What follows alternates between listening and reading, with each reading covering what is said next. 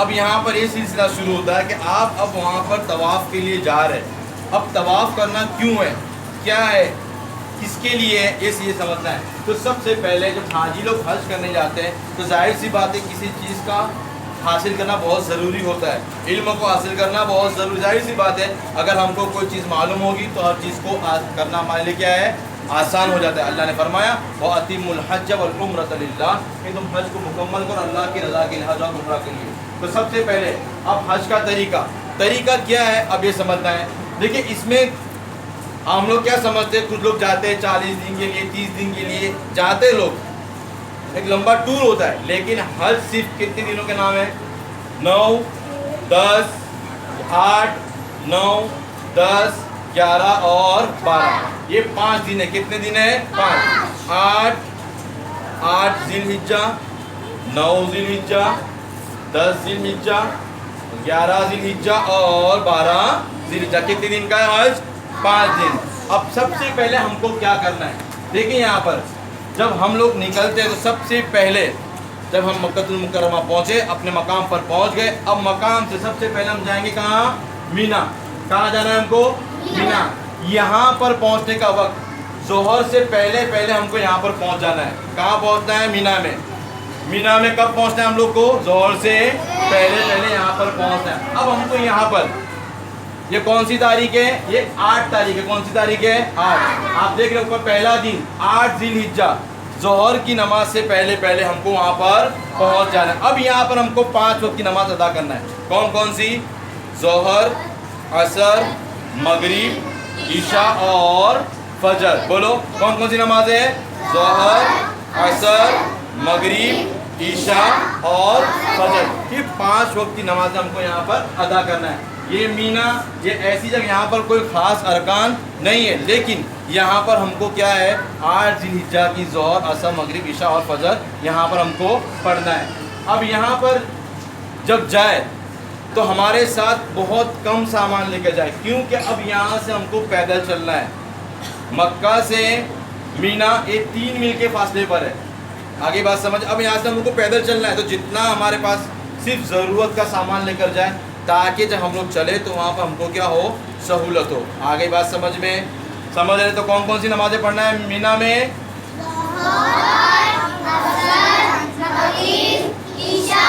और फजर, बराबर। अच्छा ये कौन सी तारीख का, ये कौन सी तारीख, 8, पूरा बोलो, 8 जिलहिज्जा। ये बात समझ में आ गया आप लोग खाली मोटी मोटी बात समझो। मसले मसाइल बहुत सारे, दुआएं बहुत सारी, हर जगह की अलग अलग दुआएं, वो इंशाल्लाह वक्त पर हमारे सामने आएगी। जब इंशाल्लाह अल्लाह हमको ऐसा शऊर देगा तो हम सब इन चीज़ों पर रोशनी डालते रहेंगे। अभी खाली अरकान क्या, कौन सी जगह क्या करना है, हमको ये समझना है पहले, ठीक है। तो ये मीना, अब यहाँ मीना में हम रहकर 5 वक्त की नमाज अदा करेंगे। कौन कौन सी, ज़ोहर, असर, मगरिब, ईशा और फजर। अब फजर की नमाज के बाद दूसरा दिन आया, कौन सा, 9वीं जिलहिज्जा। और ये कौन सा है, आप देख रहे हैं यहाँ पर। अब यहाँ से फजर की नमाज के बाद, मीना से फजर की नमाज के बाद हमको अरफात के लिए रवाना होना है। कहाँ के लिए रवाना होना है, अरफात के लिए। कौन सी जगह, अरफा। यौम अरफा बोलते हैं ना, 9वीं जिलहिज्जा को कौन सा दिन कहा जाता है, 9। बोलो यौम अरफा। यौम अरफा कौन से दिन को कहते हैं, 9वीं जिलहिज्जा को। बोलो 9वीं जिलहिज्जा। 8 तारीख का मुकम्मल हुआ। अब दूसरा दिन कौन सा आ रहा है, 9वीं जिलहिज्जा का आ रहा है। अब यहाँ पे आप अरफा के लिए निकलेंगे। अब यहाँ पर जाना है जोहर और असर, जोहर और असर, ये 2 नमाजें यहाँ पर एक साथ पढ़ना है। वहाँ पर एक मस्जिद है, मस्जिद नमीरा। ये ऐसी मस्जिद है, अगर आप लोग वहाँ पर जमात के साथ नमाज़ पढ़ते हैं तब तो कोई हर्ज नहीं है, लेकिन अगर वहाँ भीड़ भाड़ की वजह से अगर आपको वहाँ नमाज नहीं मिल पाई तो आप अपने खेमे में रहकर नमाज अदा कर सकते हैं। कौन सा दिन है ये, यौम अरफा। यहाँ के बारे में आता है कि इतना मुबारक दिन है कि अल्लाह तबारक व तआला बंदे की हर दुआ को कबूल फरमाते हैं, हर दुआ को कबूल फरमाते हैं। अल्लाह तबारक व तआला पहले आसमान पर आकर फरिश्तों से हुक्म करते हैं, ये मेरे फरिश्तों देखो मेरे मखलूक को, ये मुझसे किस तरह मांग रही है। आज ये लोग जो मांगे मैं इनकी दुआओं को कबूल करूंगा और इनके गुनाहों को भी क्या कर दूंगा, माफ़ फरमा दूंगा। तो इस तरह से यौम अरफा, ये 9वीं ज़िलहिज्जा के दिन आपको ज़ोहर और असर यौम अरफा में पढ़ना है। और सूरज जब गुरूब होता है, गुरूब होने से पहले पहले ये अरफात का मैदान छोड़ देना है। अब हमको निकलना है मुज़दलिफ़ा के लिए। कहाँ निकलना है? मुज़दलिफ़ा के लिए। अब जब हम मुज़दलिफ़ा के लिए निकलेंगे तो उस वक्त गुरूब, सूरज डूबने से पहले पहले हम निकल जाएंगे। कौन सा मैदान छोड़ना है हम लोग को? अरफात। अब अरफात से कहाँ जाना है हम लोग को? बोलो, मुज़दलिफ़ा के लिए। कहाँ जाना है? मुज़दलिफ़ा। अब मुज़दलिफ़ा में जाकर थोड़ी ताख़ीर होगी। अब यहाँ पर हमको 2 नमाज़ें एक साथ पढ़ना है, मगरिब और ईशा। बोलो, मगरिब और ईशा, मगरिब और ईशा। ये 2 नमाज पढ़ने के बाद अब हमें इस रात के बारे में ये आता है, अल्लाह तबारक का रिवायत में आता है कि अल्लाह तबारक व तआला ने इस रात को इतनी फजीलत दी है कि शबे कदर से भी ज़्यादा फजीलत इस रात की है। क्योंकि यहाँ पर मुज़दलिफ़ा में खैमे नहीं है, अरफात में खैमे है, मीना में खैमे, यहाँ पर खाली ज़मीन है। अब अपने आप को अल्लाह के सामने हाजिर करना है और पूरी रात खूब अल्लाह से दुआएं करना है। अगर कोई आराम करना चाहता है तो वहाँ वो आराम भी कर सकता है, लेकिन यहाँ में जाकर दुआओं में, तस्बीहात में, कुरान के ज़िक्र में और किताब वगैरह जो भी उसके ज़िक्र में हम लगे रहे। यहाँ तक कि जब मुज़दलिफ़ा में हम ईशा, मगरिब और ईशा जब एक साथ पढ़ लेंगे, अब फजर का वक्त हो जाता है। कौन सा वक्त हो जाता है? अब फजर का वक्त आया तो अब ये कौन सी तारीख आ जाएगी? बोलो, 10वीं तारीख आ जाएगी। पहले मीना में थे 8 तारीख और फिर आए अरफात में 9 तारीख। अब यहाँ से हमको फजर की नमाज के बाद मुज़दलिफ़ा के मैदान से ही हमें क्या करना है? कंकरियाँ चुननी है। क्या करना है? कंकरियाँ चुननी। और दाने, कंकरियाँ कितनी बड़ी हो, शैतान को मारने के लिए जो कंकरियाँ होती है वो चने, बड़े वाले चने के दाने के बराबर हो। और तकरीबन इतनी कंकरियाँ ले ले जो हम 3 दिन शैतान को मार सके। क्योंकि बाज़ दफ़ा जब हम मारने जाते हैं तो हमारे हाथ से गिर जाती है, और जब वो गिर जाए तो उसको उठाना नहीं है। तो जाहिर सी बात है अगर हमारे पास वो कंकरियाँ रहेंगी ज़्यादा तो हम क्या दूसरी कंकरी लेकर उसको मार सकते हैं। आ गई बात समझ में? तो यहाँ पर कंकरियाँ चुननी है और कंकरियाँ चुनकर सीधा हमको निकलना है। यहाँ से आएंगे वापस मीना। कहाँ आ गए हम लोग? अब मीना जब हम लोग पहुँच गए, अब मीना आने के बाद जो शैतान को जो कंकरियाँ मारनी थी, अब शैतान को कंकरियाँ मारना है, जिसको हम लोग क्या कहते हैं? जमरा। क्या कहते हैं? तो वहाँ पर बड़े शैतान को सबसे पहले 7 कंकरियाँ मारेंगे और 7 कंकरियाँ जब मारेंगे तो उस वक्त क्या क्या मारेंगे? बिस्मिल्लाहि अल्लाहु अकबर, बिस्मिल्लाहि अल्लाहु अकबर, बिस्मिल्लाहि अल्लाहु अकबर। इस तरह से इसको 7 कंकरियाँ मारना है। अब कंकरी मारने के बाद आपका एक हुक्म रहेगा कुर्बानी का।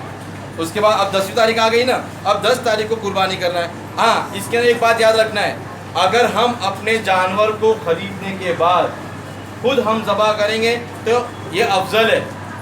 लेकिन वहाँ पर हुकूमत ने भीड़ भाड़ को देखकर एक सिस्टम निकाला है कि टोकन हमको मिल जाता है, एक कूपन हमको मिल जाता है कि आपने बकरा ख़रीदा और दे दिया कि भाई आप क्या कर लेना, कुर्बानी कर लेना। तो वो हम टाइम बता दें कि आपकी कुर्बानी इतने बजे से इतने बजे होने वाली है। तो एहतियातन जिस वक्त कुर्बानी होने वाली होती है उसके हुक्म के 2 या 3 घंटे के बाद ही हम लोग को अब यहाँ से दूसरे अरकान शुरू करना है। जब कुर्बानी आपकी मुकम्मल हो जाती है, अब कुर्बानी होने के बाद आपको आना है तवाफ़े ज़ियारत के लिए।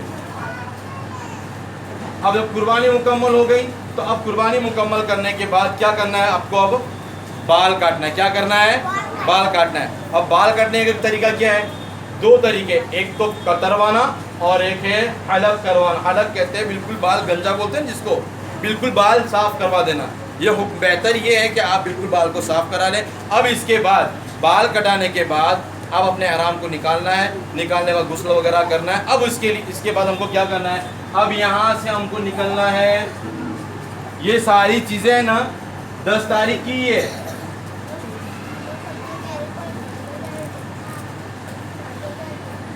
दस तारीख की क्या करना है? अब तवाफ करना है। क्या करना है बच्चों? जिसको कहते हैं तवाफ़े ज़ियारत। क्या कहते हैं बच्चों हम लोग इसको? तवाफ़े ज़ियारत। आपने बाल कटवाए, गुसल किए, कपड़े वगैरह पहने, अब आगे हम लोग तवाफ़ के लिए। जब हम तवाफ़ के लिए यहाँ पर आएंगे तो देखिए यहाँ पर सब यहाँ भीड़ लगे, आपको दिख रही है यहाँ पर भीड़ दिख रही है? नहीं देखो इधर नजर आ रहा है आप लोग को? देखिए यहाँ पर है हजर अस्वद। क्या है? हजर अस्वद। वो कौन सा पत्थर है हजर अस्वद? अल्लाह तबारक व तआला जिस पत्थर को जन्नत से उतारा था, बिल्कुल आएगा। हाँ, अब यहाँ से तवाफ़ की तरतीब है कि आप जब हजर अस्वद के सामने आएंगे तो वहाँ पर आपको हजर अस्वद के सामने बिल्कुल जाना है, वहाँ पहले इस्तिलाम करना है, क्योंकि भीड़ इतनी कि आप उसको चूम नहीं सकते। इतनी भीड़ अगर चूमने की कोशिश करेंगे तो कुछ नुकसान हो सकता है जानी एतबार से।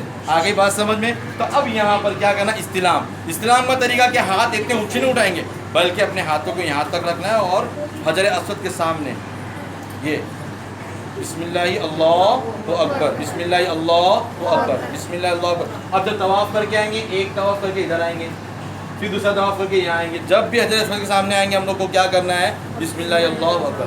अब यहाँ से फारिग होने के बाद सही करना है, जिसको हम लोग कहते हैं सफ़ा और मरवा।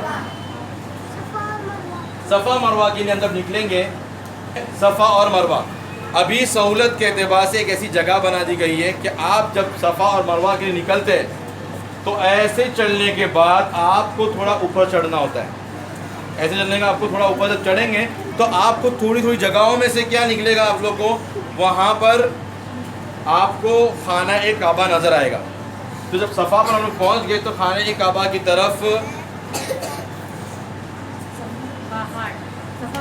खाना ए काबा नज़र आएगा वहाँ से, तो उसकी तरफ हमको देखना है और दुआ करना है।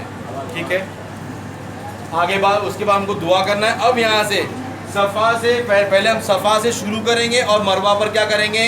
ख़त्म करेंगे। जब आप सफ़ा से निकल कर इस तरफ आएंगे तो दरमियान में एक जगह आती है, वहाँ पर अभी इन्होंने ग्रीन लाइट लगाई है, देखो ये दिख रही है आप लोग को? यहाँ पर मर्दों को तेज़ चलना है। मर्दों को क्या करना है? तेज़। सफ़ा से मरवा आओ या मरवा से सफ़ा जाओ, सफ़ा की तरफ भी है और मरवा की तरफ भी है, ग्रीन लाइट है। यहाँ पर आपको क्या करना है? तेज़ चलना है। क्या करना है? तेज़। मर्दों को में तो दौड़ कर जाओ और औरतें जो हैं वो अपनी हालत पर चलेंगी। जिस तरह औरतें कॉमन चलती है वो अपने हालत पर अपनी रफ्तार में जाएंगे और मर्दों को हुक्म हुआ है कि तो दौड़ कर जाएंगे ऐसे। आगे बात समझ में? तो इस तरह से सफ़ा और मरवा आपका मुकम्मल होगा। इसके 7 चक्कर काटने। और सफ़ा मरवा क्यों हुआ है बताओ, कौन बताएगा? खैर, अब इसके बाद आप जब सफ़ा मरवा से मुकम्मल करेंगे, अब आपको यहाँ से जाना है।